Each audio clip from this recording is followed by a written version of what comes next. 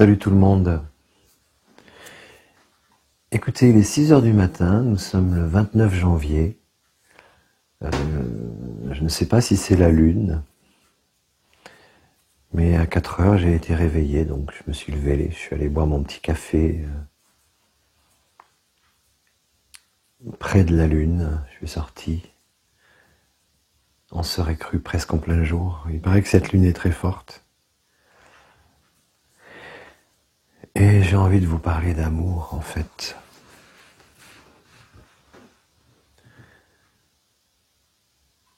L'amour engendre souvent des souffrances qui parfois se transforment en douleur. Quand ça se transforme en douleur, c'est qu'on n'accepte pas ces souffrances. Mais le jour où on sort du ventre de maman, on souffre. C'est comme ça. Les premières souffrances d'ailleurs viennent souvent de maman. Maman nous couche dans notre petit lit, nous fait des gros bisous, nous inonde d'amour, et puis elle s'en va. C'est déjà les premières souffrances de l'enfant. Et puis on s'endort. Et puis le lendemain matin, maman est à nouveau présente. Ensuite, il y a évidemment l'enfance avec les premiers amours, les premières émotions amoureuses. Pourquoi avoir envie d'être tout le temps avec cette personne, avec cet autre enfant qui m'accompagne à l'école? Pourquoi je me sens mieux avec lui, avec elle, qu'avec d'autres? Pourquoi je pense à lui souvent? Pourquoi, une fois de plus, je souffre quand il s'en va le soir rejoindre sa famille et que moi je retrouve la mienne?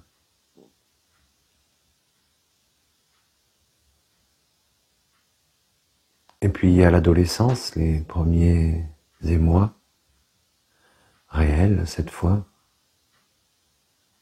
les bisous et tout le reste.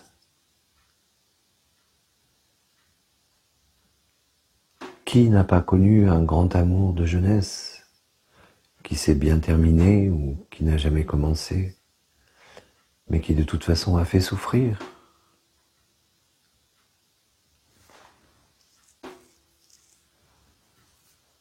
Ensuite, il y a la vie avec quelqu'un, la naissance des enfants, toujours l'amour. L'amour qu'on peut avoir pour ses petits, la souffrance aussi que ça engendre, ayant parfois peur qu'il leur arrive des trucs pas cool. C'est ça aussi l'amour. Et puis on vieillit, l'amour se transforme,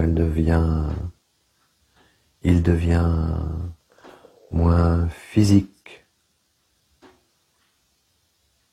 plus proche de la tendresse.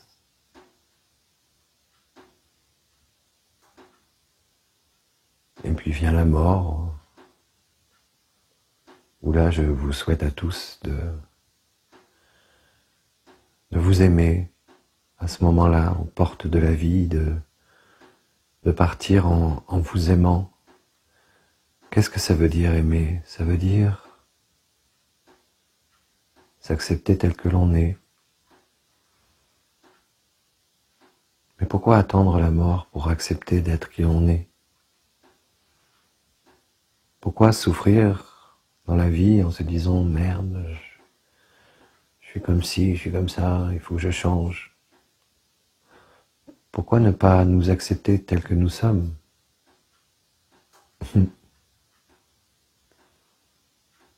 Bien justement parce que la vie devrait nous apprendre à nous aimer. Je vais vous donner un exemple. En plein été, quand il fait très très chaud, parfois on n'aime plus le soleil. Et on bénit les petits nuages qui passent et qui nous rafraîchissent quelques instants. Par contre, en hiver, quand les nuages sont là et qu'il fait très froid, mon Dieu, quelle bénédiction tout à coup de voir, de sentir une percée du soleil pour nous réchauffer. C'est ça l'amour, c'est tout et son contraire. Je vous parle de ça ce matin par rapport aux soins que je donne, mais surtout par rapport à vous.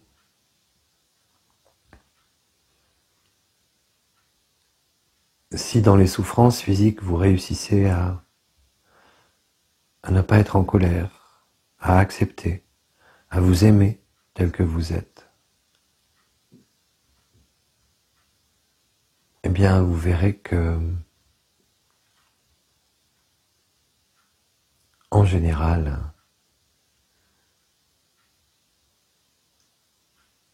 tout ne sera que passager.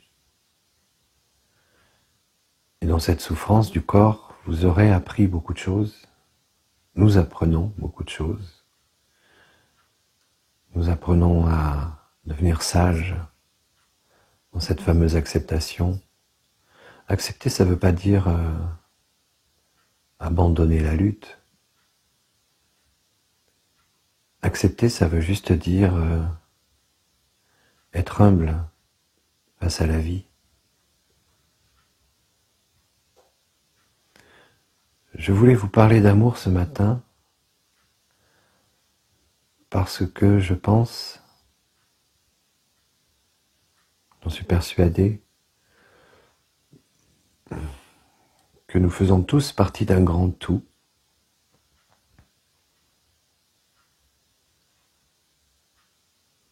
Même si quelques-uns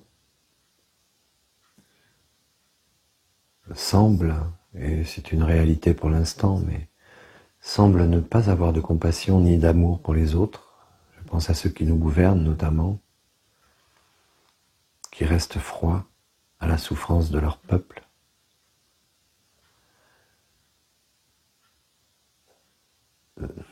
Ça m'est difficile de vous dire ça, mais je crois que ce n'est pas en les haïssant que nous allons les aider à évoluer et à nous aimer un peu plus. Nous faisons partie d'un tout. Nous avons tous la même palette émotionnelle.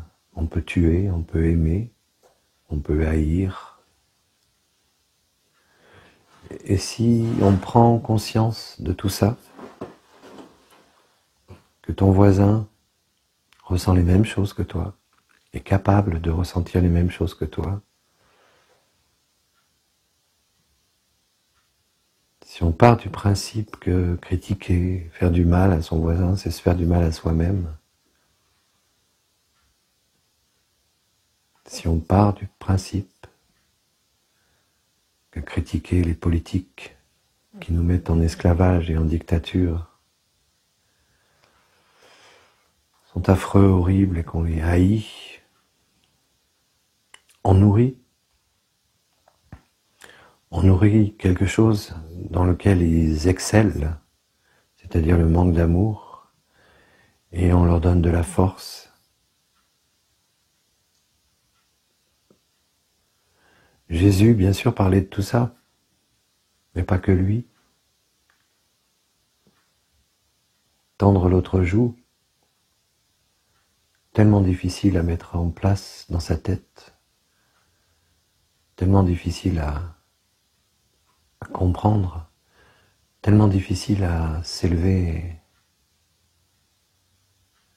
spirituellement, de façon à laisser les bas instincts là où ils sont. Mais ça fait partie de nous aussi. Ça fait partie de ce chemin de toute une vie.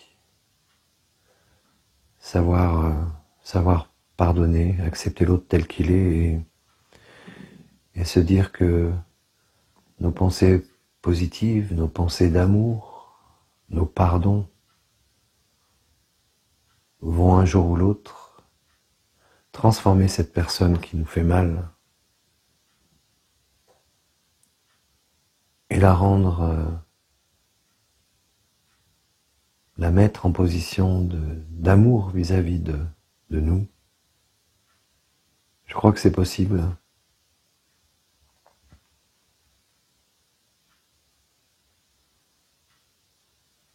Je pense qu'il est temps pour l'humanité de laisser échapper de toutes nos maîtrises intellectuelles, mentales, de laisser échapper cet élan d'amour justement. Cet élan d'amour que l'enfant porte en lui, mais que l'adulte trop souvent altère, éteint, enfonce, cache, détruit. Je pense que si chaque être humain réveillait cet enfant intérieur, cet être profond, l'enfant c'est l'âme, si chacun réussissait à se souvenir quel enfant il était et comment il appréhendait la vie,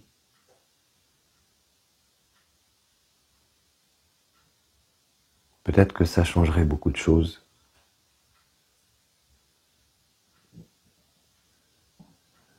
Je voulais vous parler d'amour ce matin parce que la vie est précieuse et que quand vous êtes malade, c'est bien souvent parce que vous ne vous aimez pas. Je vous dis ça après toutes ces années de pratique. Alors, soit vous ne vous aimez pas, soit vous vous sentez coupable, soit vous n'êtes pas fier de ce que vous avez fait, mais vous l'avez fait. On fait tous ce qu'on peut. On apprend tous les jours de la vie. On apprend tous les jours de la résonance de nos actes, de la portée de nos actes. On apprend tous les jours à nous bonifier. Alors pourquoi lutter? Pourquoi lutter contre nous-mêmes? Pourquoi lutter contre qui nous sommes vraiment? Eh bien peut-être parce que on s'est trop éloigné de notre enfant intérieur, de ce petit être qui est arrivé là. Alors peut-être qu'on l'a choisi de venir sur cette terre et de s'incarner. Tiens, je m'incarne Jean-Christophe, peut-être que je l'ai choisi, je ne sais pas, peut-être que je suis arrivé comme ça, par amour de deux êtres.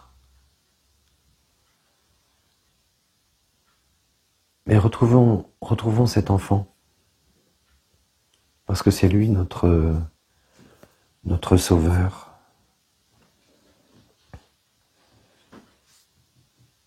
Et si on retrouve cet enfant intérieur,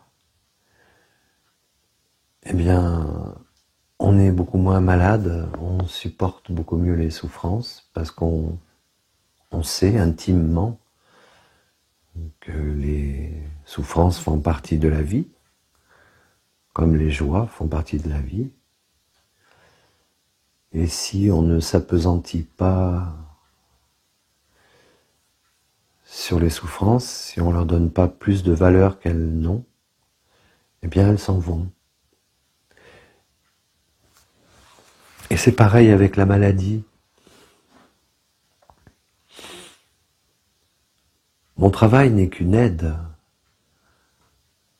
Ce n'est pas moi votre sauveur. Je suis juste quelqu'un qui va vous aider à retrouver votre voie, qui va vous aider à libérer votre âme de tous ces tracas quotidiens, de toute cette pseudo-maîtrise d'adulte que vous avez mis en place et que vous pensiez juste et qui finalement s'avère complètement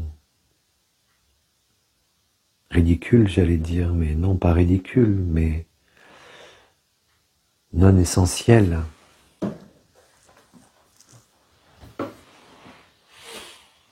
Voilà, en ce jour de pleine lune, en ce matin de pleine lune, j'avais du mal à trouver le sommeil.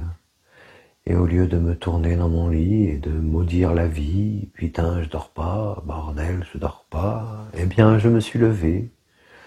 J'ai regardé la lune, j'ai bu mon petit café. Et je me suis dit, tiens, plutôt que de maudire la vie parce que je ne dors pas, c'est pas grave, je dormirai mieux demain. Je me suis levé, j'ai eu envie de vous parler d'amour. C'est peut-être pour ça que ma voix est toute douce et toute calme ce matin, hein. C'est le petit matin. Je ne veux pas déranger les oiseaux.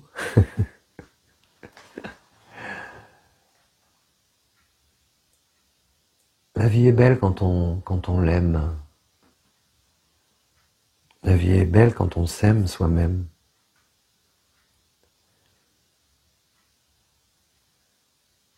N'hésitez pas à remercier la vie. N'hésitez pas à vous aimer. Vous aurez beaucoup moins besoin de mes services.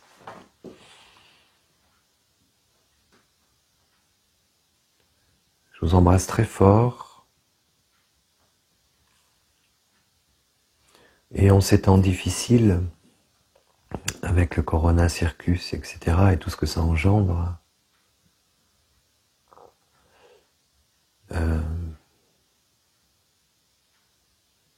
acceptons cette période.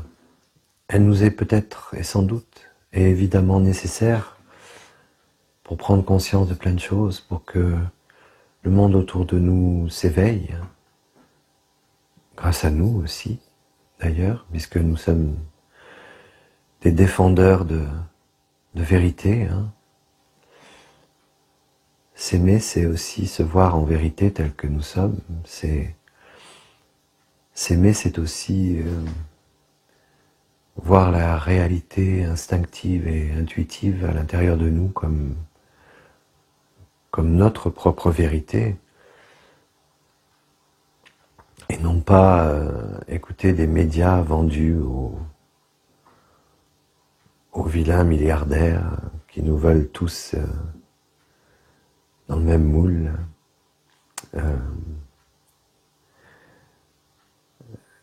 Nous déresponsabiliser de notre propre conscience, nous voler notre propre conscience. Utilisons ce temps suspendu pour grandir, évoluer et nous rapprocher de la vérité. Parce que quelqu'un qui s'aime, quelqu'un qui porte sa propre vérité, eh bien, c'est toujours quelqu'un qui transforme le monde autour de lui. Alors, transformez le monde autour de vous, soyez vous-même, réveillez l'enfant, aimez-vous.